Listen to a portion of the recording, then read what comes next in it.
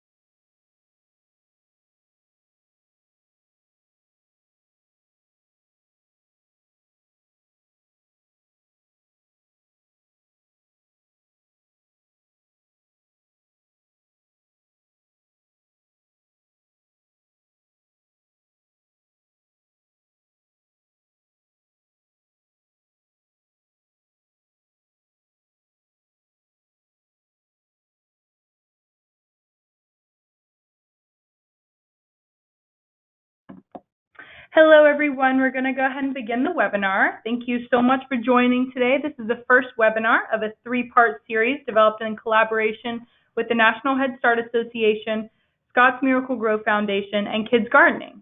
We're excited that you're all interested in learning more about the Garden Grants Initiative and how to incorporate gardens into your Head Start, Early Head Start, and other early care and education programs.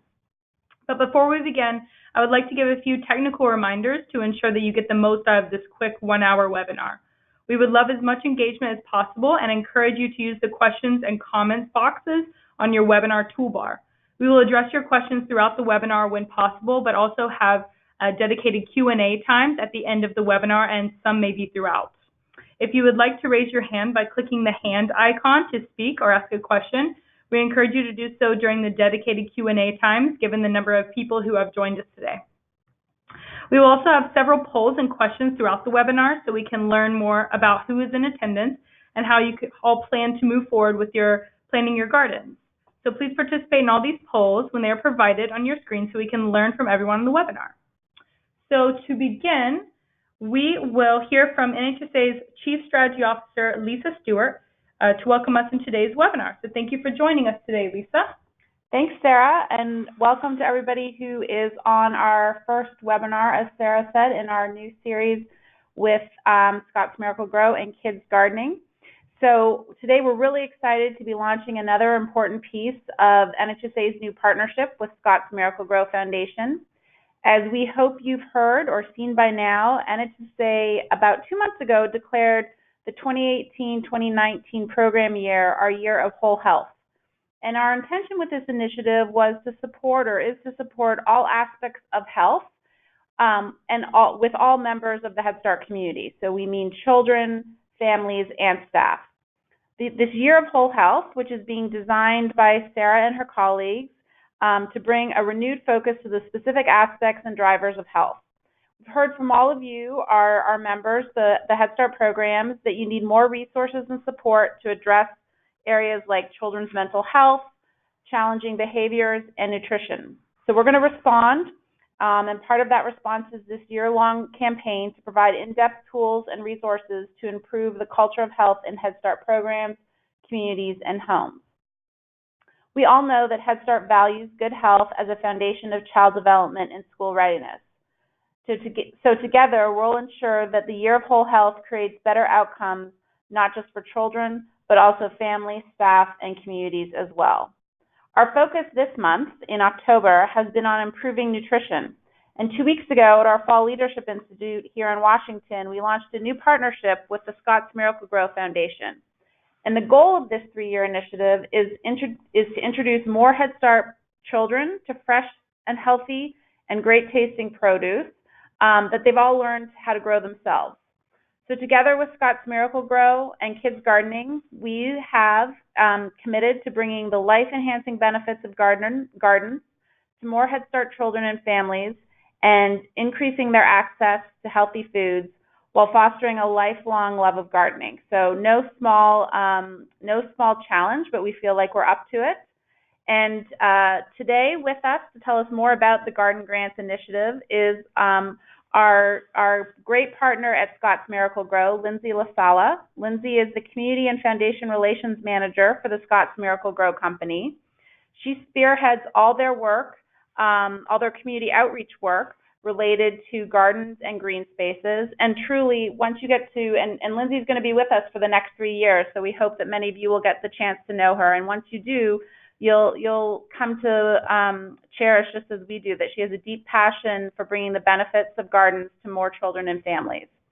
She recently led an initiative for the Scotts Miracle-Gro Foundation that created over 1,000 community gardens in every state across the country, while concurrently strengthening and revitalizing neighborhoods and the people who live there. So we're very excited to be partnering with you, Lindsay.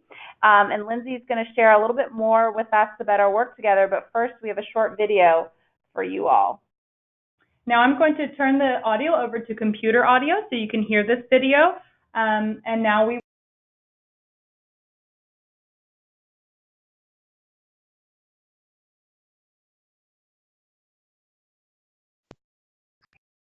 Do you think it's working? It's got to be, because we got 100%. Yeah. Okay.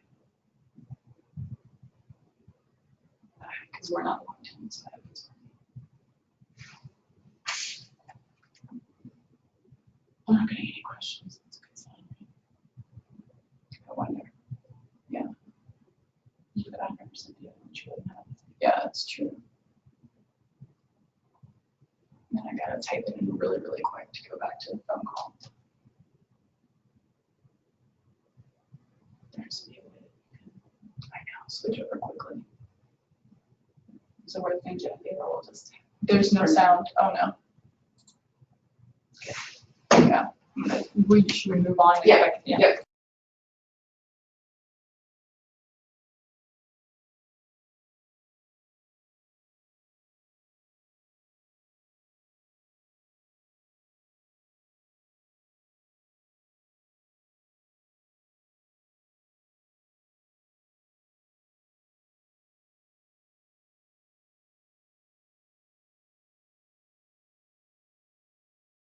Hi everyone, I apologize for you not being able to hear the video. I thought we had the IT working on our end. So what we're going to do is we're going to move on with the webinar and we'll come back to this at the end of the webinar.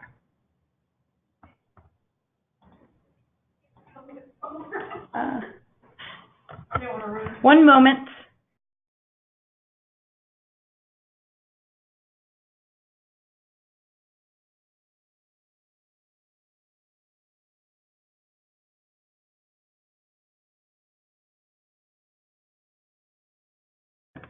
Okay, now we're going to move on to the webinar. So now we're going to hear from Lindsay, who is going to provide a little bit more of an overview of Scotts Miracle-Gro Foundation and their goals for this project. So whenever you are ready, Lindsay, I will unmute you from my end, and then you should be good to go. All right, you are unmuted, Lindsay. Great. Can everyone hear me? This is Lindsay LaSala. It's a pleasure to be with you all today. I am, as Lisa mentioned earlier, I'm the Community and Foundation Relations Manager for the Scotts Miracle-Gro Company, and I really could not be more excited about this partnership and our collective goal to bring more gardens to more children. So at Scotts Miracle-Gro, we believe strongly in the life-enhancing benefits of gardens and the positive impact that they can have on people's lives. And we know that our work is never more important than when it's helping young children.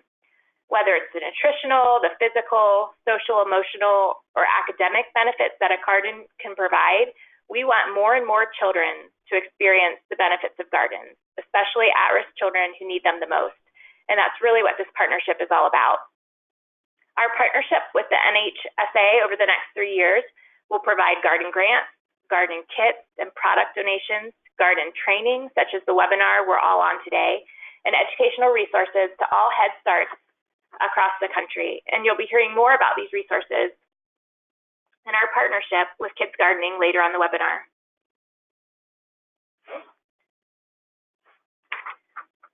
The mission of the Scotts Miracle-Gro. Oh, go ahead.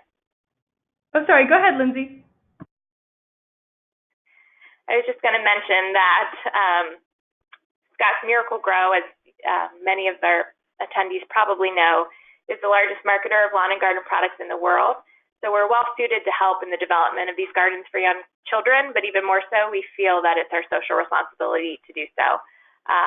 We're looking forward to this partnership with the NHSA over the next 3 years and the impact that it's going to have with Head Starts across the country.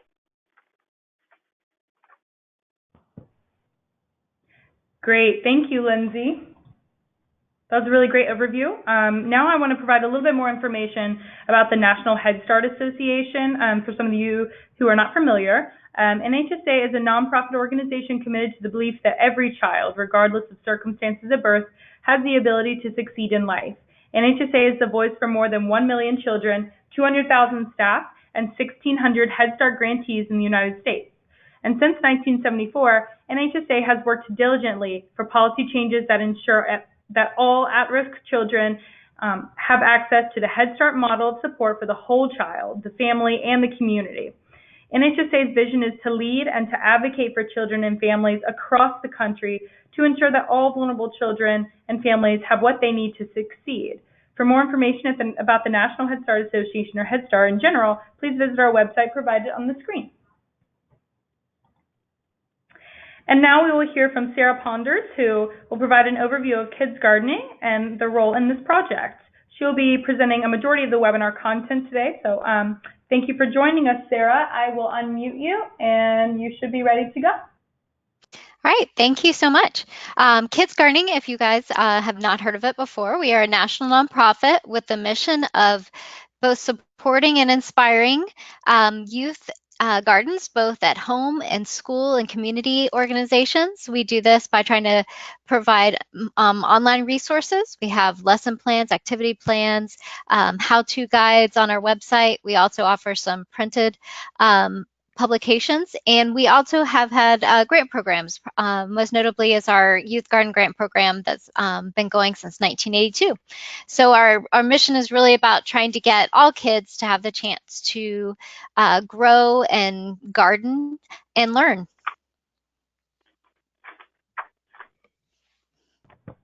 Great, thank you, Sarah.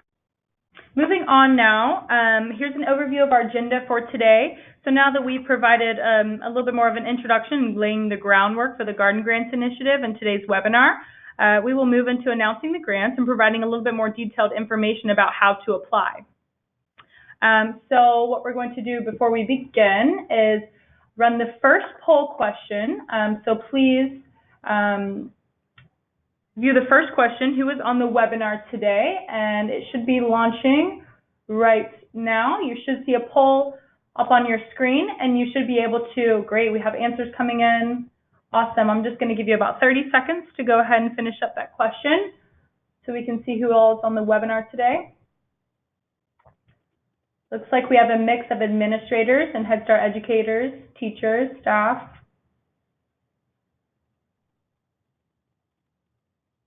Great, just a few more seconds to vote. Awesome, thank you. It looks like we have a mix of Head Start educators and administrators. Thank you, everyone. It's very helpful to us. And now I will turn it over to Lindsay, who will introduce the garden grants.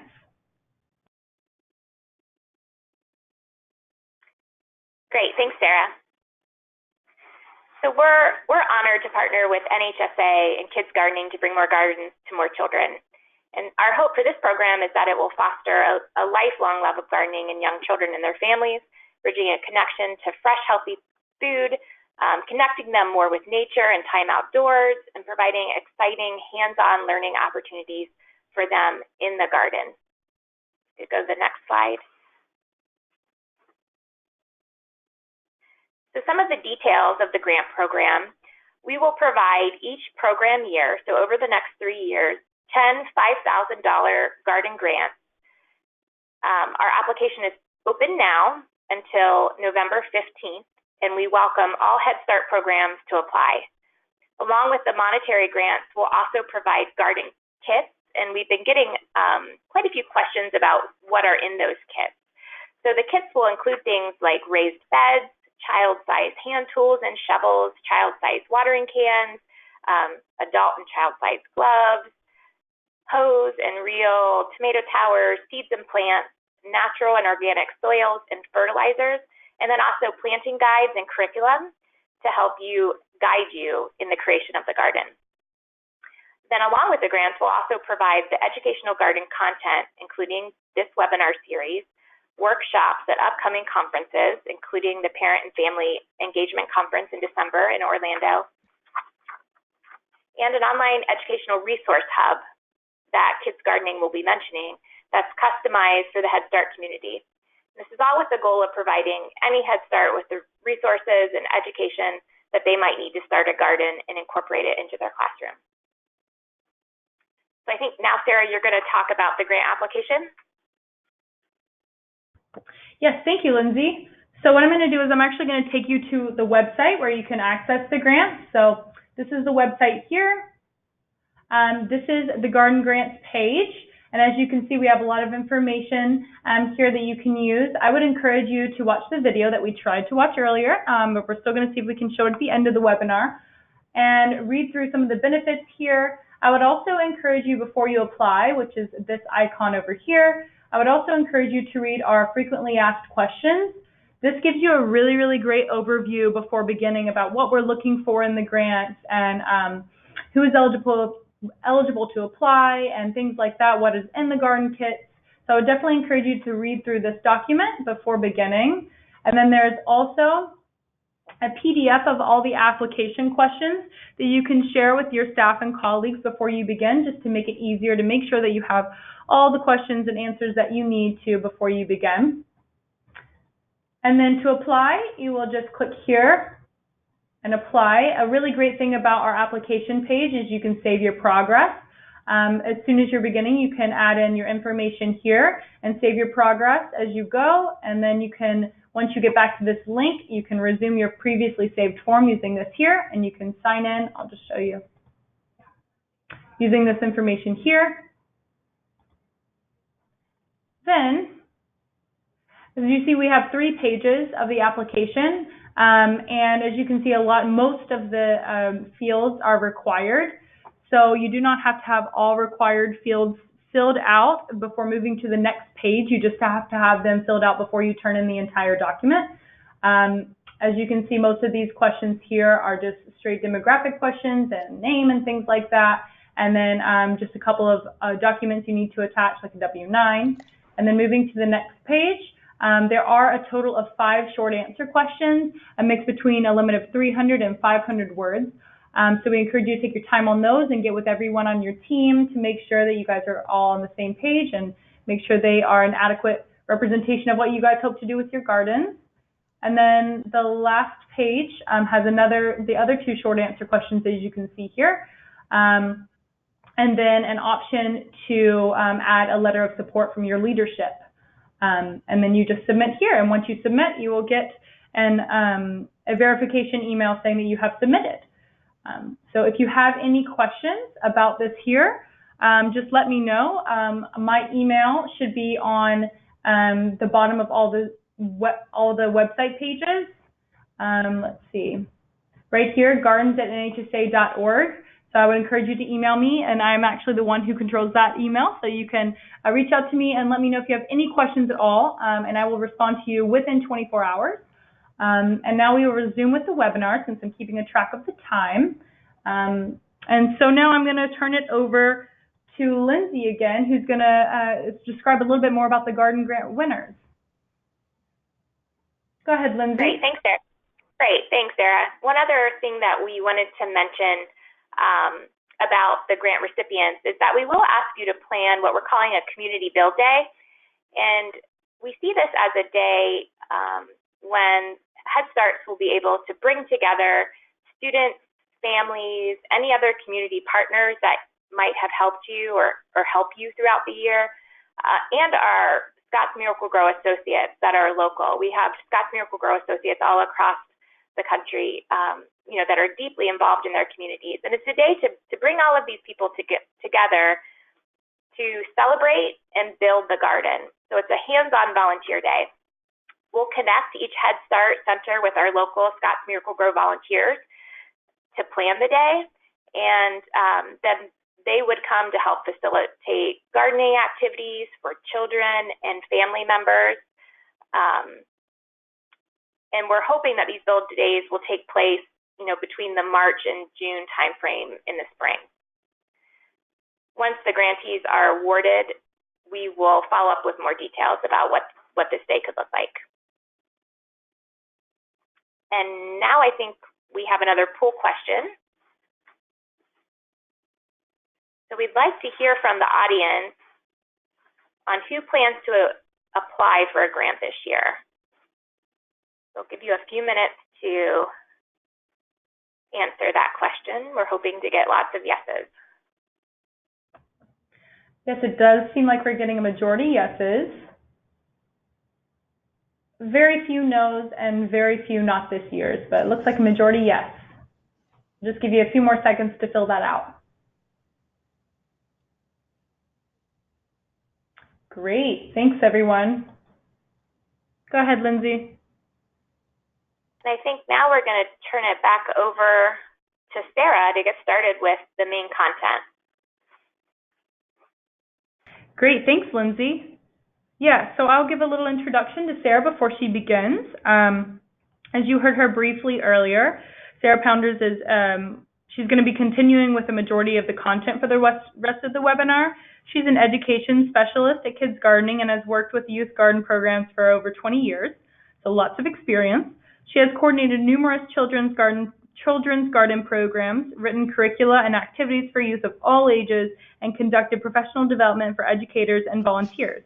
She also enjoys gardening at home with her 2 children, as you can see in the picture, and serves as a volunteer garden coordinator at her son's elementary school. So thank you for joining us today, Sarah. Take it away whenever you're ready. Okay, great. Thank you so much. Yes, I have been working with early childhood education youth gardens since I first started working with garden programs, and it even became even more important to me after having my own children and getting a chance to see just the power a garden could have. I don't think I need to, and we'll go to the next slide. I don't know that I need to spend too much time mentioning what an important age this is and what a remarkable time of growth and development it is for kids. And the garden can just be a great tool to really help and enhance and support all of this development from all different levels. You have the cognitive development, where gardens provide real world examples, practical hands-on teaching tool for them to learn topics like science and math, and it can be incorporated with different even vocabulary building. You've got the physical development. There's so many different opportunities to hone gross and fine motor skills, from pulling weeds to using all the different tools that have lots of different mechanisms to them, to planting seeds of different sizes, from the small seeds to the larger seeds, to just even carrying the watering cans. And I think carrying watering cans and also digging soil, those are the 2 favorite activities of this age group. And then finally, there's also the social and emotional development, which is sometimes a little bit harder to capture, but there's just great opportunities for teamwork, to learn about your environment and to learn how your place in the environment, getting to watch the plants go from seed to plant, great patience, to learn about responsibility and what it means to take care of something. Community spirit. There's just lots of different ways that it can benefit young children.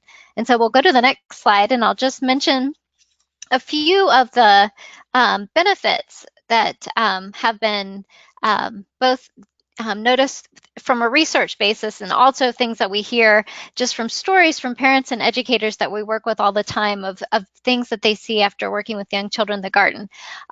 Building an understanding and respect for nature and the environment. Motivating kids to eat and love fruits and vegetables. I have one child who will eat everything and the other that will eat nothing, but even my picky eater will try the tomatoes and beans and radishes that grow out of our garden.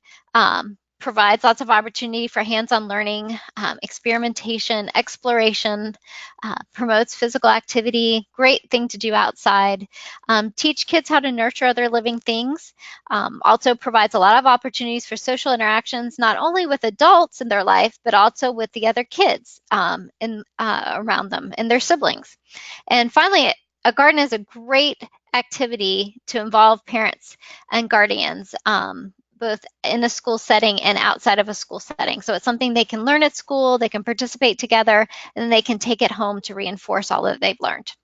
So we're going to start really quickly with a poll just to get an idea of how many of you are already gardening with kids, either at your school, or if you've gardened in the past, or if you have experienced gardening at home. And we'd also love to hear if there's anyone who's just getting new and started into the garden world. So we'll switch over to that poll.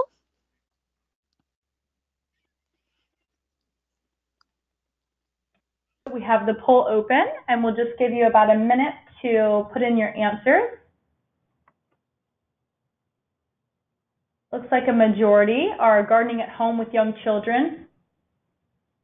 There's definitely a good chunk of people who are currently gardening in an ECE setting. We have a few newbies on the call, never gardened or gardened with young children. Great, we'll give it another 10 seconds for everyone to put in your answers.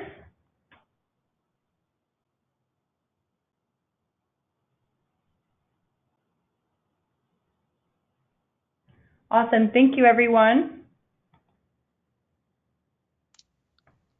All right, well, so it sounds like we've got a range, but a lot of you have had at least a little bit of experience growing with young children. So some of what I'm going to talk about today, you'll probably feel a little familiar with, but what we've done is kind of put together through all of our years of experience at KidsGardening, some of the top tips that we've seen that really help if you're starting a garden program with young children. So, and actually just kids of all ages. So some of these things you are going to work through, and I'm going to go through them. Let me just list them off real quick here, and then we'll go through them each one at a time. And like I said, these are just the things that we've seen. If you go through these steps as you're starting your youth garden program, it really helps make sure that you create a sustainable garden program. So the first thing would be to develop a support network, to identify the needs of your center, of your school, to craft goals to guide your design, to then go through and obtain your supplies and recruit volunteers. We're going to talk about just some tips for planning and managing your installation and organizing your maintenance. And finally, just some tips for how to sustain that enthusiasm and support that you get from the start. So next slide. Before I really jump into all of these different steps, these are the most important things that I want you to remember today. So if you don't pick up on anything else I say today, I hope you'll keep this in mind. The first thing is plan, and plan some more. The planning of your garden is really important. It is so tempting to just jump in, to go to your local garden store and get started. But in order to really have a program that'll be sustained over time, you really need to take time to plan, to get other people on board, to get all the kids excited about it, to community members. So always take time to do that. Another thing is as I go through this, it kind of feels like it's a linear process, but that's not really the case. You might start with planning and then you go all the way through to installation, but even once it's installed, you'll still need to go back and plan and also develop your garden team. Those things are always going to have to keep happening over and over again. So it's not a linear process. And the most important thing, in my opinion, is to start small. To start with a small, manageable garden that you then build over time, because your experience will build confidence both in your kids and in your team and administrators, and that many garden programs make the mistake of starting large and trying to get something huge in place, but then you end up overwhelming everyone and overextending your resources, which can really put you behind in the long run. So always start small and kind of build over time. So that's the 3 things to remember, but we'll launch into some other things next. So we'll go to the next slide with the first step is to really develop a support network. You start at the top, first of all, make sure that your administrators are on board and that they're supportive of it, and that they feel that's a really important thing for you to do, because you really need that support to have the time and the resources to dedicate to it.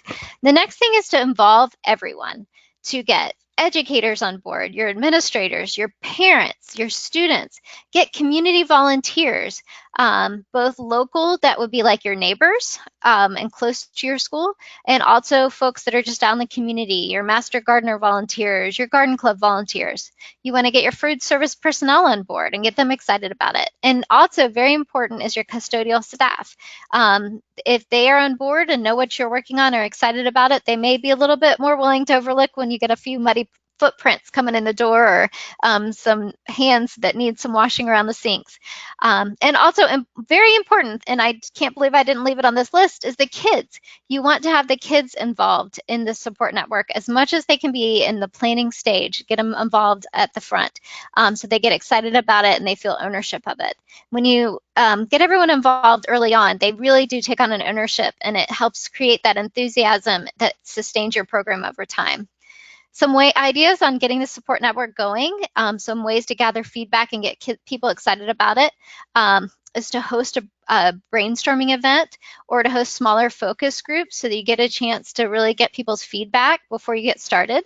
Another great way to get people involved is to interview other programs, local programs that are near you, to kind of start networking that way, because some programs that are close to you might be some good places to network for seeds or plant donations later on, or maybe you guys can share tools that you don't need all the time, but and that kind of thing. So other local programs are a great way. Surveys can also be effective to get people's ideas. So you just want to gather feedback, get the word out there, put information in the newsletter so people kind of know what's coming before it even comes.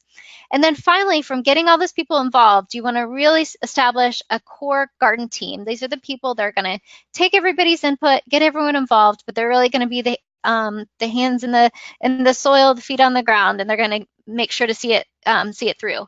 You want to try find representatives from each of these interest groups, and you also need to remember that this team is going to change over time, because as your students move on to the next level, you'll need to keep replacing this. So establishing a garden team is at definitely an annual process to make sure that you have a group of people that are really hands-on, because the fewer people you have, the more work falls on everybody's shoulders and it can get overwhelming. So the more people that you have that are really involved, the way you can split up the work. So that's the first step. So we'll go to the next step, which is also very important, and you want to do this with the help from these team of people you've developed, and that's to identify what you need. I know that you kind of have this image. I always have this image in my head of what a garden will look like, but a garden can look like many different things. So you need to start out and really figure out what would be best for your program. So it's kind of the who, what, where, how, and why. So who's going to participate? You don't necessarily have to have every child participate. Perhaps you just want a smaller group of kids to start out, and then you expand over there. Who's going to help you support the program? Get an idea for some additional people. What are you going to teach there? How are you going to use it with your current curriculum? When are they actually going to be able to go out there? What time do you have available during the day? What months do you have available in your garden? Or if you need to do some indoor gardening, depending on where your location is. How much space do you have? How much time do you want to spend? What do you really want to see out of the garden? So you need to kind of identify that, and I'd recommend putting it in writing too, so that it kind of gives you a guiding map. So next slide.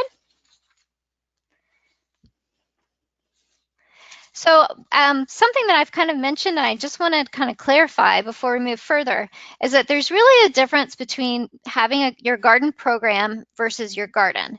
And your garden program is really the educational component of the garden, and it really goes beyond just planning a garden itself.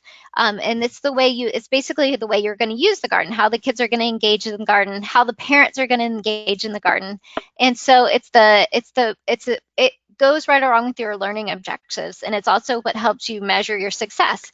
So these two things kind of get planned simultaneously, and when you start talking about them, they kind of overlap, but you have to remember that you do both. So just kind of making that slight distinction.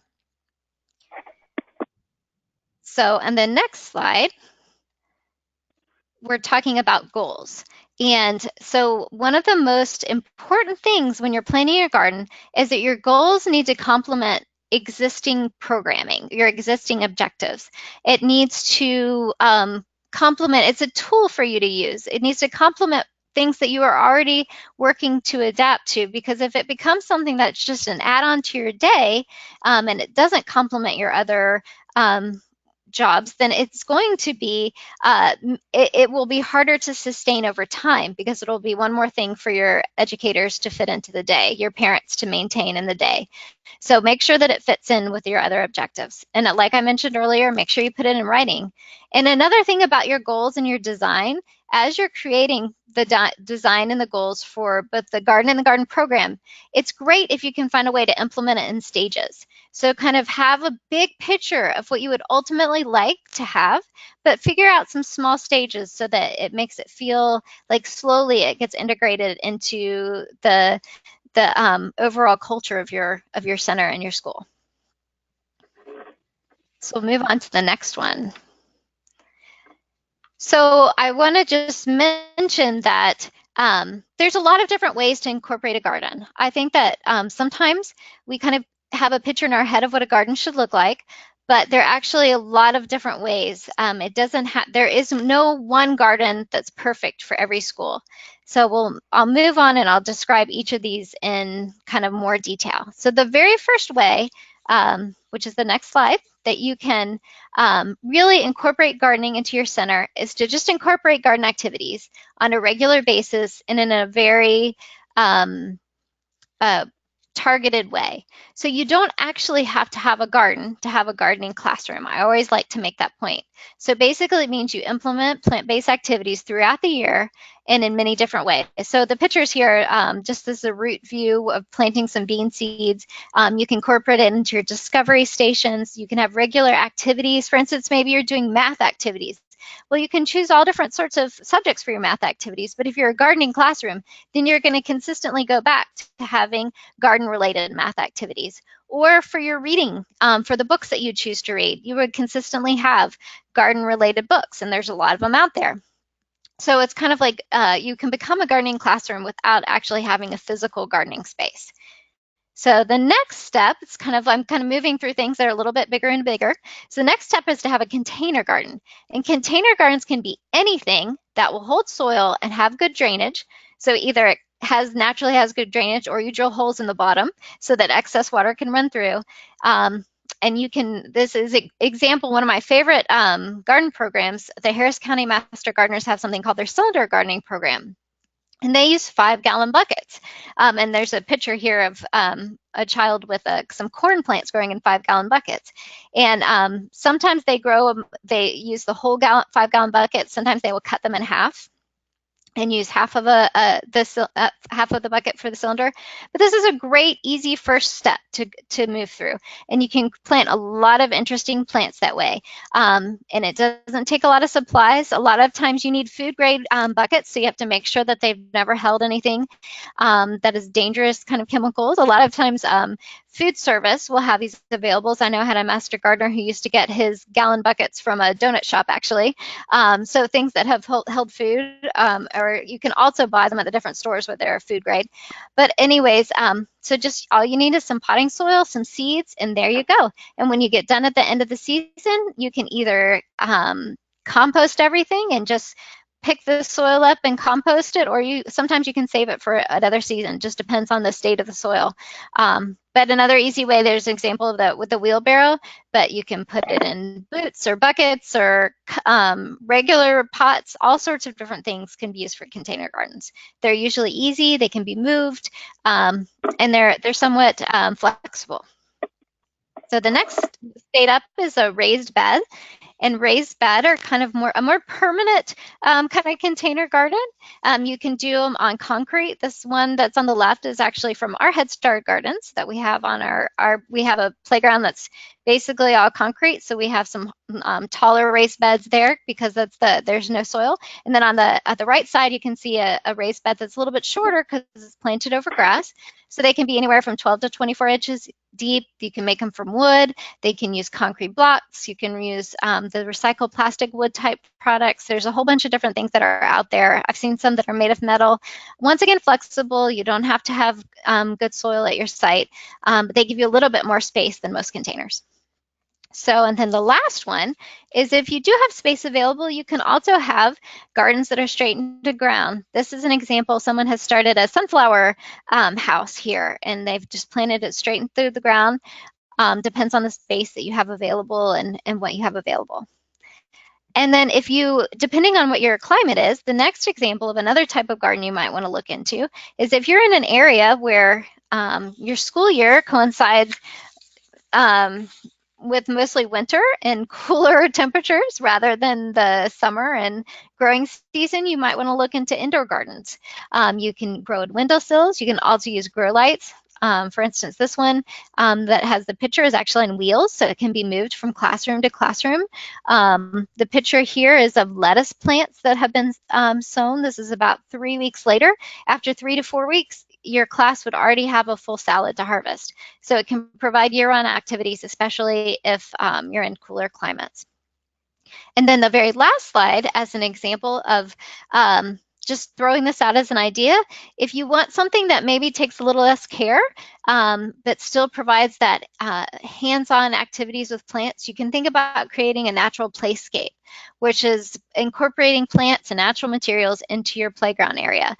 This is an example of the outline of the butterfly, and that's kind of like a pad that the kids can land on so they can feel like they are the butterfly, and that the outline is set, but then they can use different materials like pine cones, rocks to kind of decorate the wings. Any place in the playground that allows them to dig and water, manipulate natural materials. So that's just one other thing to keep in mind. So let me run through the next couple here. So once you kind of decide what you want, that is when you go through and figure out a list of supplies and the number of volunteers that you need to recruit. You don't want to try and start collecting supplies or materials until you know what you need, so you have an objective. And you also need to, in that way, you also have gone through the whole design process. It really helps organize, and it also helps you present yourself as being organized to the people that you're asking for funds and to help as volunteers too. So first off, funders that definitely want to donate money to projects that they know that will be sustained over the time. We read a lot of grant applications, and I always tell people this is one of my top tips, is that what people are wanting to do is they want to give money to projects that they know their money will be used well, and that you will be able to continue it over time, and maybe that grant will be just enough money to get you started, and after that you're able to tell them how you'll keep it sustained. Maybe you plan to have some kind of fundraiser every year so that you can just pay for seeds, or you have other kind of sources for things. So really the funders want to know that they're investing in you, and they want to make sure that that investment will continue. And another thing that I just wanted to put out there is a lot of your funds will come from local sources. So that's a great place to search for, because they're more invested in your program because they're there and they can see it, and their community members are involved. And when you're looking for volunteers, just wanted to point out that there's a lot of different places. You parents are probably the one that you immediately think of, or guardians, but also you can look towards mentorship programs with older students, either depending on elementary, middle school, high school. They all like to work together, and they all like to look up to the older students. There's also a lot of community groups that you can look to for volunteers if you need to search beyond your parents and community gardeners. Okay, so the next slide. So installation is a really exciting time, and it's always a great way to build support and get people involved especially when they're on the ground. I always like to have at least one new thing to kind of get started with our garden program to get people excited. And so just a couple of things to keep in mind when you're looking at the installation, and especially when you're planning maintenance. Especially with maintenance, you're actually considering all this, how you're going to sustain your maintenance when you're planning. You're going to plan for your program breaks, plan for how many volunteers you might have available. Consider how can the maintenance crews and get around all of the design. So you need to be thinking about all these things as you're planning too. So, and we are going to run out of time, so I will let's go ahead and move to this next one here. And don't worry, I have some links so that you will be able to find some additional information about each of So the last thing I just want to spend time on is some ideas for sustaining the enthusiasm and support for your garden program. This is one of our number one questions that come up because people really have an easy time usually getting people excited about the idea. My husband often jokes that getting people on board with a youth garden program is kind of like getting them to think that clean air, clean water is a good idea, but it's really sustaining that enthusiasm and support over time that sometimes can be a challenge. And I always say the most important thing is to make sure you're using your garden, to make sure that your garden is an integral part of your everyday with your kids. That's how one of the ways you're going to sustain the enthusiasm, because the kids are going to be excited about it. They're going to go home with the parents are going to be excited about it. Your administrators are going to be excited about it because you're using it to fulfill your objectives. So really using the garden is the number one way to keep it sustained. Other things to keep in mind is you always want to show appreciation for everyone, all the volunteers, for the kids, everyone who participates. And also another big tip on this is to regularly recruit new garden team members. It's even great if you can set up a kind of a procedure of how you're going to recruit new people every year and how many new people you want every year, because that brings in fresh enthusiasm. So you want to keep some of the people who have been involved, but also get new people every year as it changes over. So on the next slide, we kind of had to breeze through this a little bit today, but we have set up a resource here on KidsGardening, and this is a link to it that has specifically, we've put links to some of our favorite resources that are specific to early childhood educators. Some links to some grants that are specifically available for this age range, some links to some curriculum and lesson plans that are specific for this age range.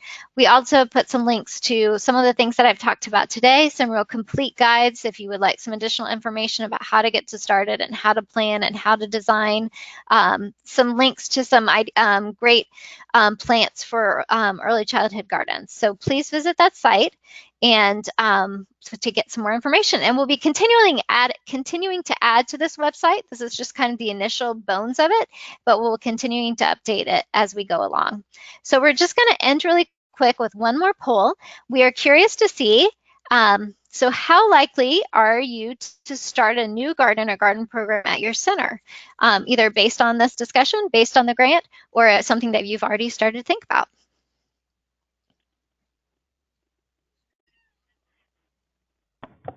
Okay, we've just launched the poll.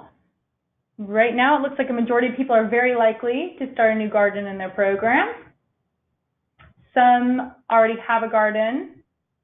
About 15% are somewhat likely. Very small amount are not sure yet. I give you another 10 seconds to go ahead and fill out this question. This is really helpful for us. Thank you. Looks like about 62% are very likely, 16% are somewhat likely, very small percentages for the middle two, and 13% already have a garden. Thank you, everyone. Great. So thank you so much for giving that great overview, Sarah. I think that was really helpful. I think everyone hopefully learned a lot today, especially those of you like me who didn't really have a lot of experience with gardening before. So thank you so much. But now we're going to move into questions. We do have some time left to answer some questions that were actually already submitted into the question box. So if you do have questions, I encourage you to go ahead and list them in there, and then we'll get to some of you who have raised hands. But let's see, the first question is something that I'm sure some others are wondering about, is can Head Start programs apply for all their centers or only one or two? That's a great question. We want to make sure that you're applying for this grant in the best way that's possible for your program. We want to remind you that the grants are just including one garden grant kit, so they're intended really just for a site or a center. But we do want to encourage you to apply in any way that you feel is best for your program. So if you already have a garden, like other questions have asked, if you already have a garden, you're of course still eligible to apply. You can use these funds for other exciting, innovative ways to improve and maintain your programs. So everyone is welcome. You just have to be affiliated with the Head Start or Early Head Start. And then I have another question that Lindsay may be able to answer better. It's What if your program shuts down in May for the summer? Can your community build day be in August? Lindsay, would you like to answer that question? Sure, I'm happy to. I think we want to be flexible and work with the Head Start center and what works best for them. So depending on where the garden is located and the climate there, of course, there are lots of things that you can grow in the fall. So I think we would be open to that, yes. Great, thank you, Lindsay. And then a couple of other questions are related to already having raised beds or gardens. Are they still eligible for the grant? Like I mentioned before, you are definitely still eligible, and you can most definitely use those funds to purchase or install other things like greenhouses and maintaining your hydroponic growing towers and things like that, which is really exciting. So feel free to use the funds in a way that's best for you and creative and innovative. I have another question about engaging teaching staff. This may be a helpful question from Sarah, but someone asked, what if the parents and what if the teaching staff and other staff don't want to have anything to do with the garden? What are maybe some strategies for engaging them? Well, I think one of the main stumbling blocks is just when you go and look for needs. And so I do think that you definitely want the education staff to be involved, because if they're not interested and involved, it'll be harder to get them on board. But what level they're involved can vary greatly. If they know, if they kind of understand how this can be used as a tool, so some conversation between administrators and parents and the teachers about what their needs are, like what curriculum they're teaching, what kind of lessons they might be able to teach. Also, I think that if they know that they have an excited parent base or volunteer base that wants to help and get it started, that's also a big help to know that. I think some teachers just feel like it might be just another thing to do. If they know that there's going to be help out there for them, they might be more willing to get excited about it. So I think a lot of it has to go with having that brainstorming session or focus group where everyone who would be involved has a chance to sit down and find out from each other what they're doing, what they're already involved in, how the garden can help achieve their current objectives rather than being in addition to their day, and also to really know what kind of support is out there for it. All those things can really help. Great, thank you. Thank you, Sarah. A couple of other questions. I just want to remind you that in the handout section on your webinar toolbar, you do have this PDF version of this PowerPoint provided there that you can download, and the link you should be able to use those as well. So I encourage you to share that with your colleagues and staff and keep that. And then moving on, another question that we have is, someone heard us mention, I guess we mentioned on the webinar, the Scotts Miracle-Gro volunteers, as we did. How do we contact the local Scotts Miracle-Gro volunteers? I guess that's a question for Lindsay. Sure, yeah. Once the grants are awarded, we'll work to provide the grantees with the contact information for our local associates. So we will help to make that connection so that you can start planning the volunteer day. Great, thank you, Lindsay. And then another question, how big are the raised beds and how many are in the kit? I guess that would also be a question for Sarah and Lindsay. That is a good question. And Sarah, I don't know if you know, this is Lindsay. I don't have the dimensions right in front of me, but we could certainly find that and follow up with that individual on the exact size. Yeah, I do not have them in front of with me either. I don't have them in front of me either. Great. Yeah, we will follow back up with you on that question. All right, moving on. Can early learning programs apply? This is just for early Head Start and Head Start programs. So if you are affiliated with the early Head Start or Head Start program, then yes. But if you are not, then no, it is just for the Head Start and early Head Start programs. Another question, last year we participated in a community garden. Can we utilize that space with our home-based program? I think that's a really great idea. I think it's great that you have that space for your Head Start home-based program. Lindsay, do you have anything to add to that? No, I mean, I would agree with you, Sarah, in that I think we were welcoming kind of all Head Start programs to apply, regardless of the type of program that it is. Great. Awesome. Thank you, Lindsay. And then we have a couple more questions about a single Head Start program submitting multiple applications. Again, this is something that we'll figure out for the next few years to come too, but I think the best way to move forward with this is making sure that you're applying for it as the best way that suits your program. So since these are really intended for centers and sites, we are encouraging that the applications are really coming from centers and sites.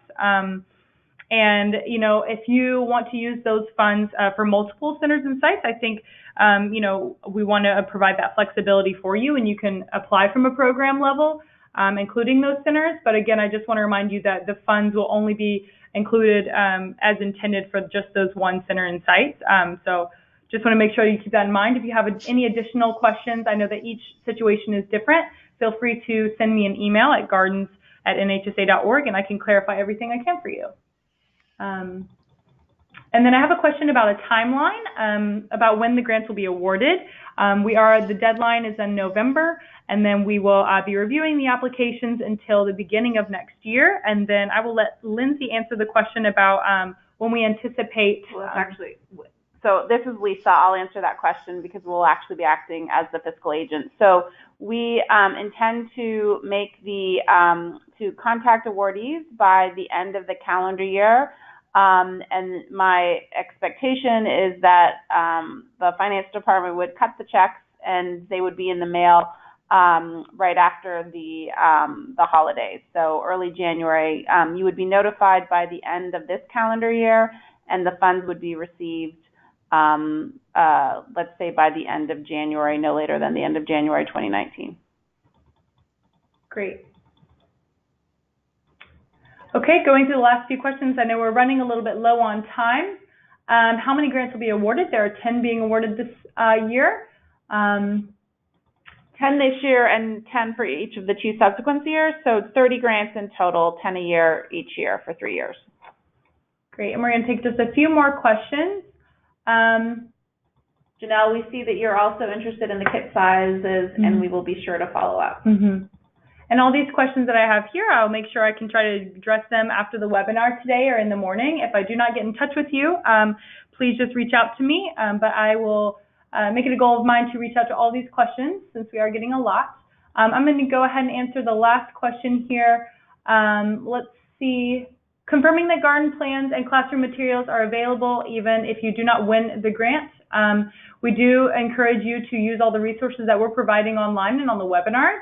And then I think the garden grant kits will include those extra resources and information, but we would encourage you to still participate in all these resources that we're sharing with you. And I would just also mention that the team from Scotts Miracle-Gro and KidsGardening will be at many of our conferences over the next couple of years. So again, whether or not you are awarded a grant, they will be making educational and training resources available.